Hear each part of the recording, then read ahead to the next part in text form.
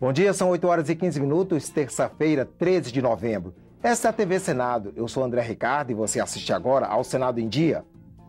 Governadores querem renegociar dívidas dos estados. O projeto pretende criar fundo para reforçar o orçamento de municípios no entorno do Distrito Federal. Veja o debate na Comissão de Fiscalização e Controle sobre os convênios entre governo e ONGs. E relatório final da CPI do Cachoeira deve ser apresentado na semana que vem. Agora, no Senado em Dia.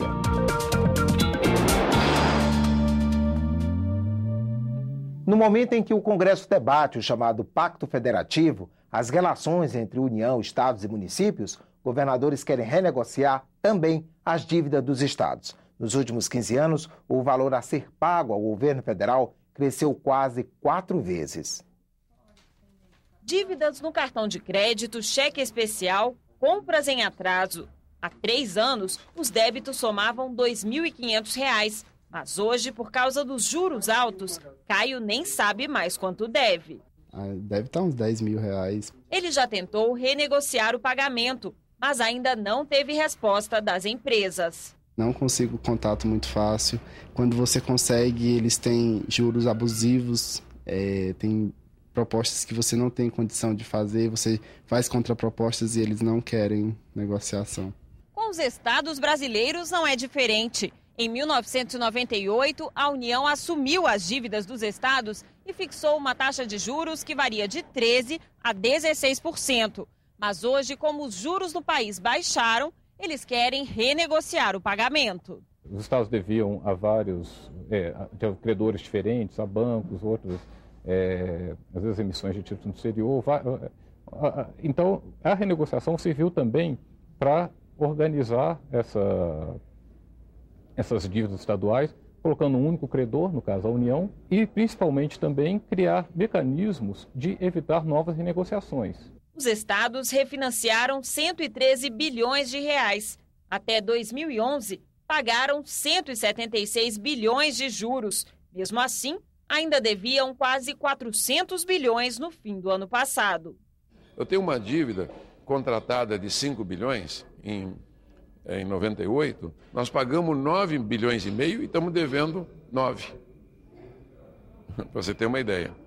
Não vai terminar nunca de pagar, porque a taxa de juro é maior do que deveria ser. O governo propôs que as dívidas sejam reajustadas pela Selic, hoje de 7,25%. A comissão de especialistas formada no Senado para discutir o Pacto Federativo sugeriu outro índice, a inflação medida pelo IPCA, mais 4%. No total, a taxa seria de 10%, considerando a inflação dos últimos 12 meses. O IPCA é um indexador melhor que as receitas, vai tendo inflação, as receitas acompanham a inflação, né? É mais seguro para os estados ter uma dívida indexada a IPCA mais um percentual, né? Óbvio que quanto menor esse percentual, mais interessante é para os estados, do que a Selic, que hoje, mesmo sendo vantajoso, seria vantajoso para os estados pagarem somente a Selic, ela está sujeita à política monetária que não guarda uma relação direta, ou às vezes até muito tênue, com o comportamento fiscal do Estado. Os estados também pedem a redução do limite do orçamento comprometido com a dívida. Hoje ele pode chegar a 15,5% da receita líquida. Os governadores querem baixar para 11%, como sugeriu a comissão do Pacto Federativo. Tem estados que pagam 15% da receita corrente líquida. Outros pagam 13%, outros pagam 11%. Por que uns pagam 11,5%, outros 13%, outros 15%? Todos deveriam pagar igual. Se nós encontrarmos um caminho que não implique na mudança da lei de responsabilidade fiscal, aí nós poderemos trilhar esse caminho. Caso contrário, isso poderá comprometer a nossa solidez fiscal. O senador Luiz Henrique propõe uma solução para o impasse: destinar pelo menos 20% do gasto mensal com a dívida para investimentos no Estado.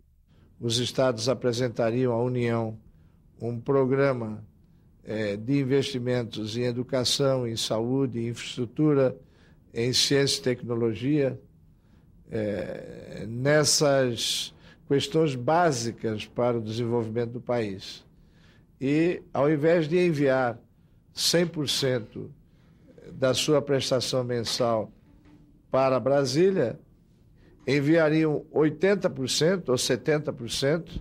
Mais do que renegociar os juros ou as parcelas, a coordenadora da Associação Auditoria Cidadã da Dívida defende uma revisão dos valores. Esses contratos precisam ser revistos, eles têm uma série de ilegalidades já comprovadas. A dívida que foi objeto de refinanciamento não observou o valor de mercado dos títulos ali embutidos, não considerou a natureza dessas dívidas, desses passivos de bancos. Então, nós não podemos simplesmente fazer um embrulho e aplicar um novo índice. Isso é enganar o povo. Mesmo argumento tem a ação popular que questiona a dívida de Minas Gerais no Supremo Tribunal Federal. Em 97, o Estado pegou 18 bilhões e meio de reais com a União e hoje deve mais de 70 bilhões. Além da auditoria, Maria Lúcia Fatorelli também sugere que os estados paguem a mesma quantia que tomaram emprestada, sem correção. O povo está pagando essa dívida de várias formas. O povo está pagando nos tributos, está pagando na insuficiência de retorno de serviços públicos a que tem direito e está pagando aí com esse aumento de violência, com toda essa injustiça que nos faz sofrer e não era para ser assim. Confira agora a agenda das comissões do Senado para amanhã desta terça-feira.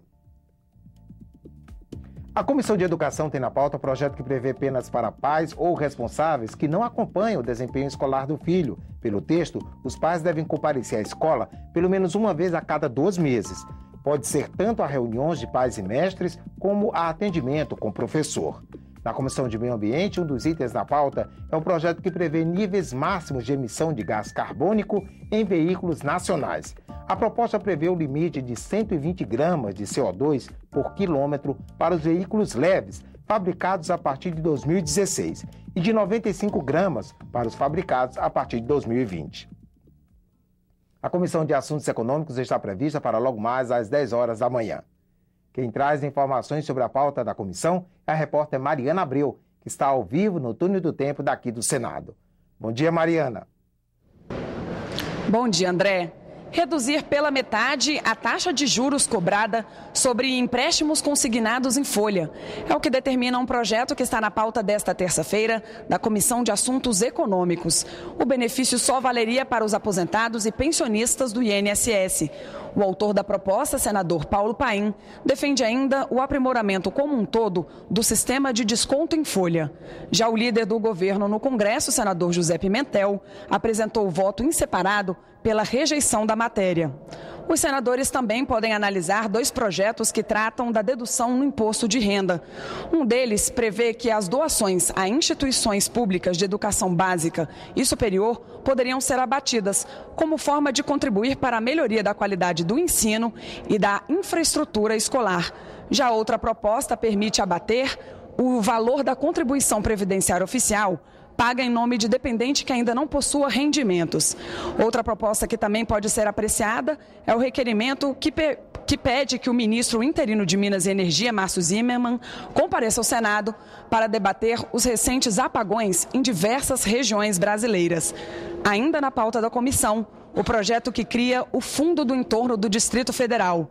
É dinheiro para reforçar o orçamento de municípios que cresceram sob a influência de Brasília. O entorno do Distrito Federal é composto por 19 municípios de Goiás e 3 de Minas Gerais. São cidades que surgiram ou cresceram em função de Brasília e hoje têm uma população de quase 1.200.000 pessoas. Os indicadores de infraestrutura do entorno provam que a explosão populacional não veio acompanhada de investimentos. Apenas 17% dos moradores têm acesso à rede de esgoto e 76% à água tratada. Águas Lindas de Goiás é um exemplo. Fundada há apenas 16 anos, a cidade tem como principal fonte de receita o Fundo de Participação dos Municípios, que não chega a R$ 7 milhões por mês. Apenas 1/3 das ruas tem pavimentação. Não existe rede de esgoto para os 160 mil habitantes. Por estar muito perto de Brasília, o prefeito disse que a cidade quase não recebe investimentos do governo goiano. Aqui é a terra do nem Goiás e nem Distrito Federal. O governo do estado diz não ter capacidade para investimento e o governo do Distrito Federal diz não ter autorização para investimento. Ou seja, nós precisamos mesmo e estamos vivendo hoje a custo da União. A dependência que Águas Lindas tem do Distrito Federal pode ser dimensionada pelo transporte coletivo. Segundo a prefeitura, todos os dias, 90 mil moradores se deslocam de ônibus para as cidades do DF. Essas pessoas encontraram aqui uma alternativa viável de moradia, mas foram buscar emprego fora. No ramo doméstico, no ramo de empresa, tem mais coisa. Aqui ainda está se engateando. Eu mesmo sou uma das que mais depende de Brasília em relação a trabalho, hospital, tudo. Segundo o IBGE, não existem leitos para internação em Águas Lindas. 70% das consultas médicas são feitas no DF. Quer dizer que todo mundo aqui na cidade preferia que fosse do DF, pertencesse ao DF. Recursos para investir no entorno poderiam vir de um fundo com participação da União, de Goiás, de Minas e do DF. O dinheiro seria usado em todas as cidades, exclusivamente nas áreas de segurança, saúde e educação. Não basta apenas criar uma lei que agrega os municípios desta região. É preciso que dê a eles condições financeiras para que eles possam realmente promover o seu desenvolvimento. Para os senadores que apoiam o projeto de lei, o entorno depende de uma ação integrada dos governos. O maior índice de criminalidade do país e considerado um dos mais altos do mundo. Os IDHs menores, problemas da educação. Então está provado que os estados sozinhos não têm condição de resolver esse problema. O relatório final da CPI do Cachoeira deve ser apresentado na terça-feira da semana que vem, dia 20 de novembro. Até lá, o esforço dos parlamentares e técnicos será para fechar o texto. E a CPI não vai mais ouvir testemunhas ou analisar requerimentos. O relator da comissão, o deputado Odair Cunha, disse que o documento final já possui mais de 1000 páginas e será bastante contundente. Ele informou que vai pedir o indiciamento de todos os depoentes que se recusaram a falar na comissão. Depois de apresentado o relatório, haverá sessões para leitura, discussão e, finalmente, a votação do documento. As informações são da Agência Senado. O marco regulatório para convênios entre governo e organizações não governamentais foi tema de audiência pública ontem na Comissão de Meio Ambiente, Fiscalização e Controle. Em pauta, uma entre as 30 proposições sobre o tema em exame no Congresso Nacional. Os 120 artigos da proposta criam regras de seleção, acompanhamento e controle das relações entre a administração pública e as ONGs. A matéria determina, por exemplo, que os governos não podem firmar convênio com entidades criadas há menos de 3 anos, exige ainda a comprovação de que a parceria com a ONG é mais eficiente para a realização de uma ação de interesse social do que a execução direta pela administração pública e estabelece que as organizações da sociedade civil sejam selecionadas por meio de concurso. E a gente acha importante que a gente tenha uma legislação única, uma legislação de fato que organize essa série de regulações infralegais que geram esse clima, esse contexto de insegurança jurídica que as organizações têm sofrido consideravelmente e também os gestores públicos. Precisamos bastante suprir a lacuna desse marco normativo da relação, especialmente do fomento das organizações não governamentais por parte do poder público. O representante da Presidência da República destacou que a proposta protege os recursos públicos e também as ONGs. Muitas vezes se acaba cobrando de uma organização da sociedade civil uma estrutura, uma organização que é própria dos municípios e dos estados, o que não atende não só as organizações da sociedade, porque acaba cobrando algo que elas efetivamente não têm, mas também atende pouco o interesse público. Atualmente tramitam no Congresso mais de 30 projetos para regulamentar as relações entre os governos e as organizações não governamentais, relações que no passado deram margem a esquemas fraudulentos.